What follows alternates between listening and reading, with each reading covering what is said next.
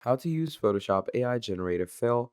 Hello everyone, welcome back to another video. In this video, I'm going to be showing you how you can use this new feature in Photoshop that we have, which is called AI generative fill. Obviously, you've been seeing a lot of memes and reels about it, where someone can choose a region of a photo, and once they choose a region, it's going to say generate, and it's going to give you a prompt beside it. So you're going to click on generate, and obviously, as you can see, it was empty, but now it has a cheetah over there, and you can also add anything you want.